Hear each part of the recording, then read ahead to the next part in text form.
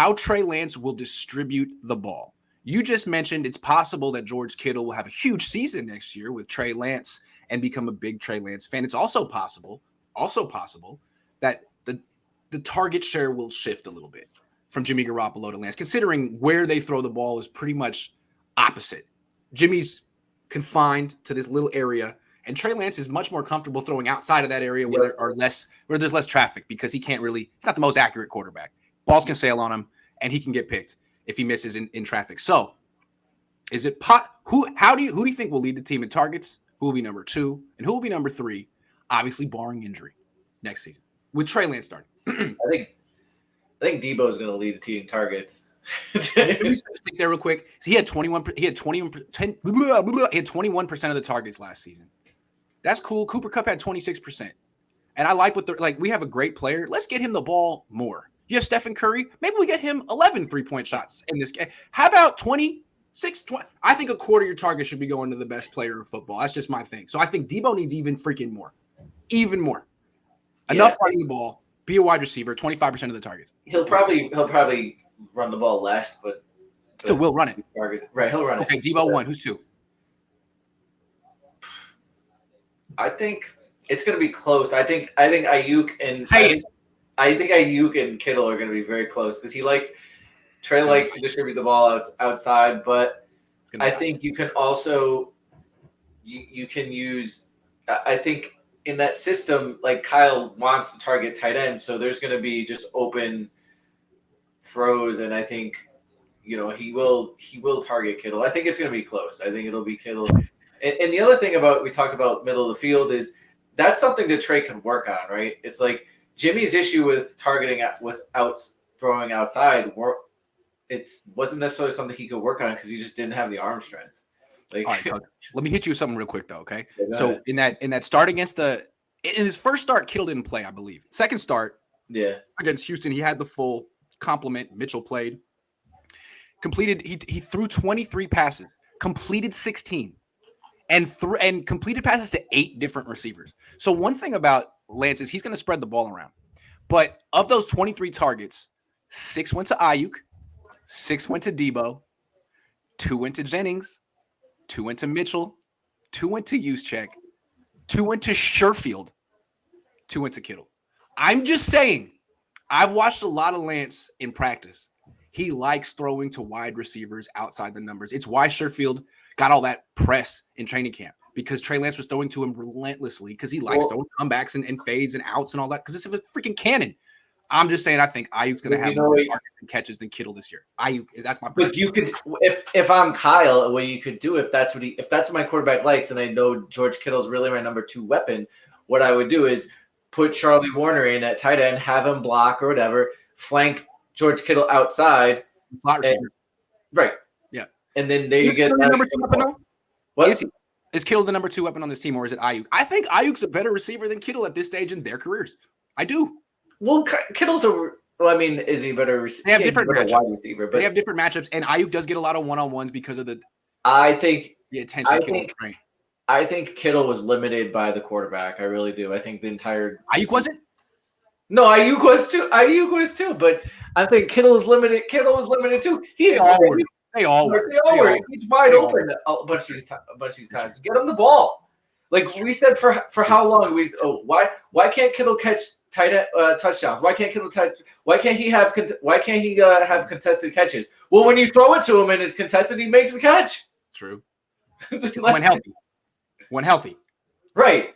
But Debo hasn't been exactly healthy either. So they both miss games. So it's all with the Niners, it's always when healthy. Like that's Niners MO. But the other thing is, I think Trey might be able to help with that, with it, because if you're limiting the middle of the field and you're limiting throws in the linebacker range, it should be less hits by Kittle, all those guys. The thing that's crazy about Kittle and Debo in particular is that their injuries are non-contact. They play this super physical style, but when Debo gets hurt, what is it? Groin, hamstring. When Kittle gets hurt, it's what? Foot, calf. It's just running. It's starting and stopping running. It's really weird, right? Yeah.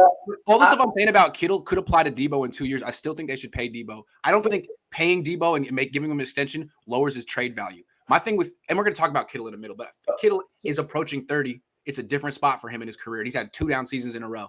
Anyway, we're going to talk about that in a minute. I want to talk about Kittle specifically.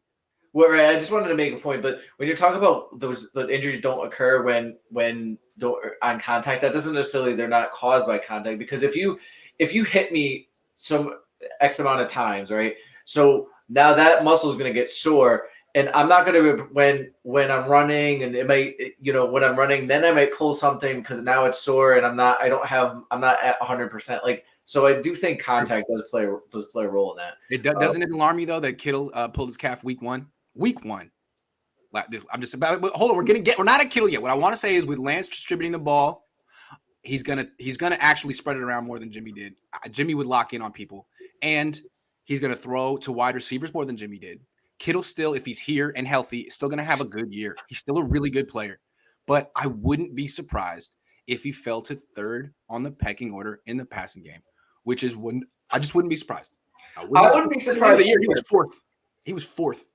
I just think it's going to be. I just think I could see it be very close with those, with the 3rd and 2nd. Just be. I think that's what Kyle was going for toward the end of the season, to trying to split things between Ayuk and Kittle. But by the end, Kittle was getting like 2 catches a game. I didn't understand that. They don't use him in the playoffs. That's a whole different thing. We got to talk about Kittle specifically in a minute. How do we know old quarterback coach was that bad and it wasn't Jimmy? Could House be a quarterback coach for Trey? House doesn't want to work. Thing about quarterback position coaches, they work. They never see the sun. They get to the facility around 6. Sun's not out. They're indoors all day, no windows. They leave around 9. Sun's not out. It's a very hard life.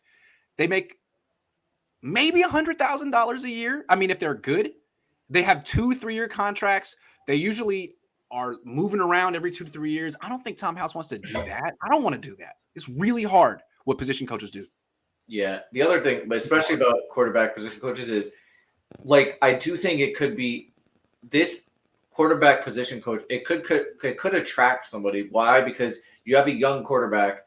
You have with a lot of potential. What happens if Trey Lance becomes really good? People look at that quarterback coach and they say, "Oh, I got to get that guy.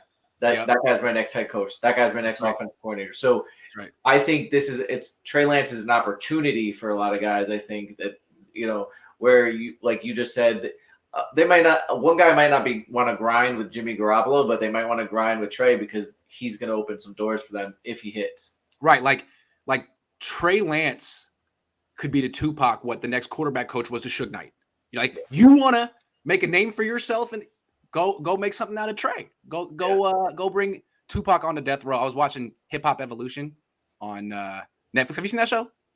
No. It's decent. I didn't realize that Tupac was basically about to sign with Bad Boy before he got shot in New York, and that's why. And then he went to jail, and then that's how. Because he's not really a West Coast guy. I mean, he grew up in Marin a little bit, but he went to high school in Baltimore or something. I mean, he's very New York as well. Anyway, that's neither here nor there.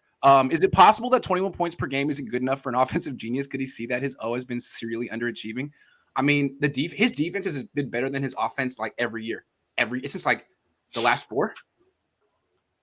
Yeah, but I think that's why you're seeing the quarterback change. It's because of that, right? Like, I think the offense was limited by the quarterback.